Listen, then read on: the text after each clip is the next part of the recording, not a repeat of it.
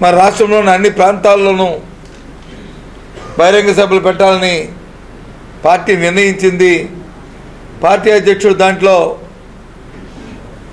ఆయన ప్రజలను ఉద్దేశించి ప్రజల్ని చైతన్యం తీసుకురావడానికి ఆయన చేస్తున్న ప్రయత్నంలో భాగం ఇది.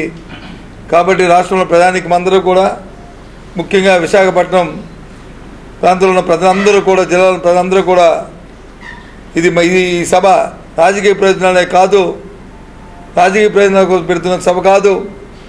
ఇది రాష్ట్ర ప్రయోజనాలు, ముఖ్యంగా మన ప్రాంత ప్రయోజనాలు కాపాడుకోవడానికి, మన హక్కుల్ని మనం కాపాడుకోవడానికి,